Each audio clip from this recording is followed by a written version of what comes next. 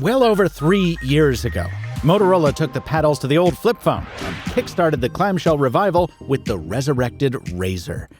But it didn't get to bask in the nostalgic glory too long, because just a few months later, Samsung came for Motorola's milkshake with a direct competitor, the first Galaxy Z Flip. Flash forward to a little under 3 months ago, and I started to think history might be trying to repeat itself. Because while I really like Motorola's Razr Plus that dropped in June, the reality is that it's a phone built around one killer feature: a huge cover screen that lets this flip phone double as a tiny phone. With not much else to set the Razr apart, all Samsung would need to do to crush it would be to release an updated Galaxy Flip that did the same thing. And lo and behold, Samsung has done just that. I'm not going to bury the lead here. If you score your smartphone comparisons based on pragmatic considerations or objective measures, then Samsung is it. The Galaxy Flip 5 wins. But I say this all the time, with flip phones in particular, practicality is not the end-all be-all. People buy clamshells for style and feel more than speeds and feeds. And while this Razr may not be as distinctive as its predecessors, its flowing lines do give it a bit more flair than the boxy, slab-sided Samsung. The Razr's compound curves also make it feel thinner, even though it's not. And both frosted glass and pleather versions stand out better than Samsung's flat, unfortunately glossy glass. And the Razr's cover display also feels like the more ambitious one. It's sharper, it's faster, and the fact that it spills around and between the cameras seems somehow cooler than Samsung's no-frills file folder frame. Inside, Motorola scores a small win in the crease category as well. While Samsung has finally figured out a hinge that can fold flat, the Flip 5 still sports a deeper, more severe crease where it flexes. Speaking of flexes, here's a weird one. If you're the type to press your phone into double duty as a PC, you can do that with the Razr using Motorola Ready For. Samsung could do the same thing with DeX if it wanted to, but so far, it steadfastly refuses to add that feature to its flip phones. And then there's the IP rating. Samsung has the edge for immersion with its IPX8 certification versus Motorola's IP52, but that too will get you through a rainstorm, which is a lot more likely than dropping your phone in a pool.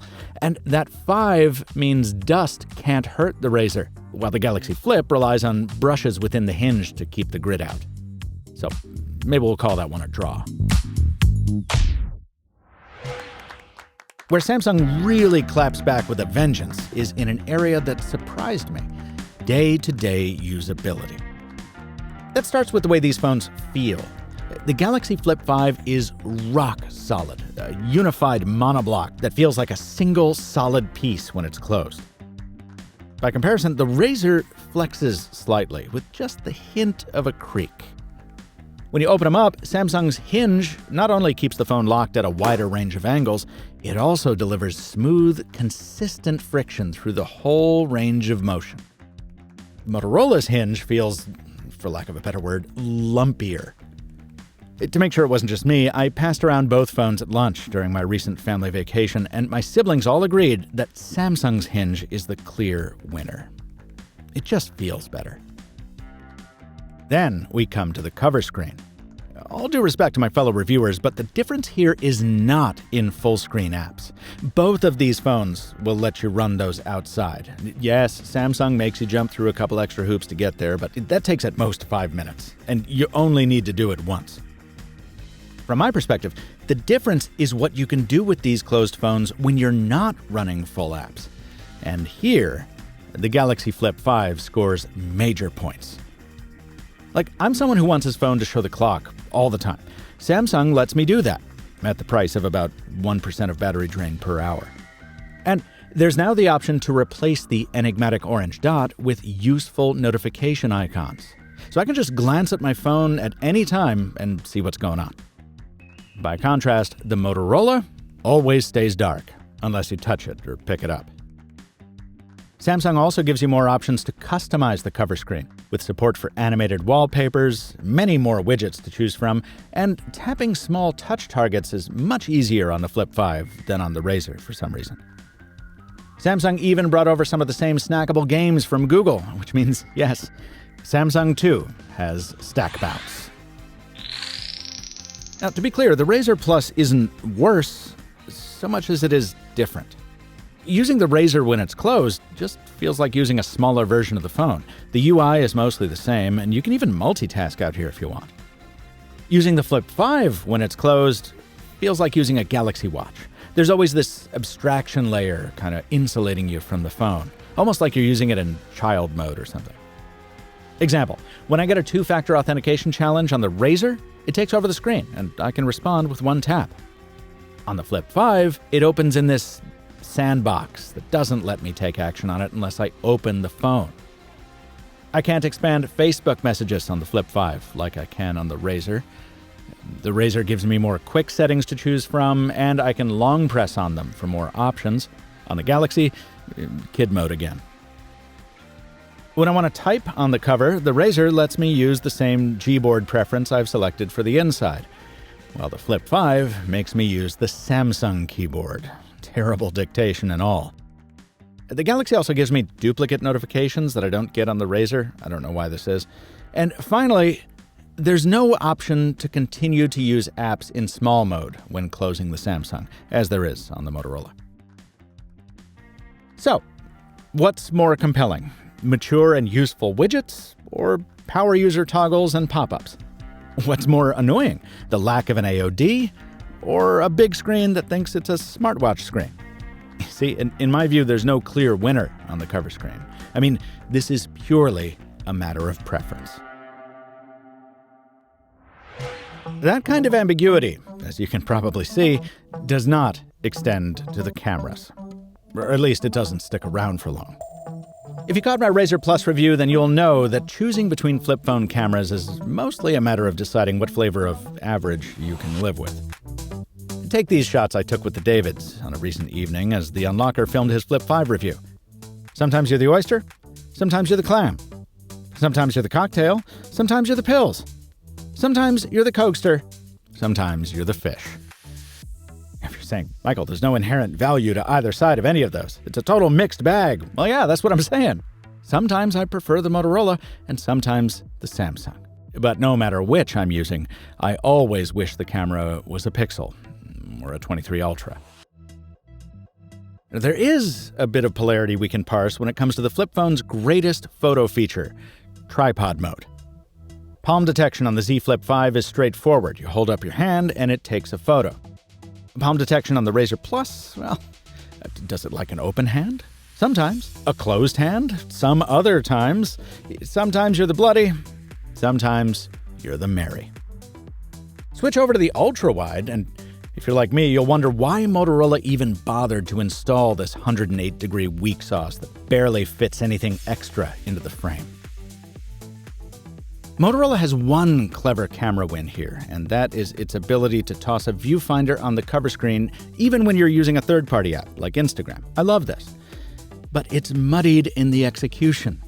Because unfortunately, the minute you bend the phone past 90 degrees, it automatically kicks you out of that. I mean, I don't know why it shipped like this. Bottom line, sometimes Motorola's main camera kicks out the better shot, but overall, the Galaxy Flip 5 is the camera I would take and the camera I would trust between these two. It's precisely that kind of death by 1,000 cuts that you want to avoid when you're going head-to-head with your most lethal competitor at the same price point, but the cuts do keep coming for the Razr Plus. The Motorola phone has the older processor, an excellent one, but older nonetheless, and it runs a little hotter. Battery life has been similar, a full day of moderate use on each phone, but the Razr's wireless charging tops out at 5 watts, and you can't charge your earbuds from it, as you can with the 15-watt Galaxy Flip 5. Samsung sports brighter displays, both inside and out, which makes a ton of difference in the sunny summer season. Samsung's vibration motor is tighter. Its software has more features, like Flex Mode panel, And I never pull the Flip 5 out of my pocket to find it's called someone or opened some app accidentally. The Razr does that too often. Finally, the Galaxy Flip 5 is bound to sell in more numbers, so it will enjoy more accessory support from folks like my sponsor, dbrand. As you know, I'm not a big fan of big old cases, so dbrand's ultra-thin skins have been protecting my devices while helping me express myself through them for years. And because I've been going a little too hard on the leather recently, I'm glad dbrand sent over some Ali Abdaal skins this time around. A little color on a phone never hurt anyone. Dbrand your device at the link in the description, and thanks to dbrand for sponsoring this video. Personally, I love the Motorola product. And emotionally, I prefer it. I enjoy telling people when they ask what crazy phone I'm using now that, yeah, this is the new Razr. The name still conjures fond memories, and for my uses, Motorola's cover screen philosophy is the one that helps me more often.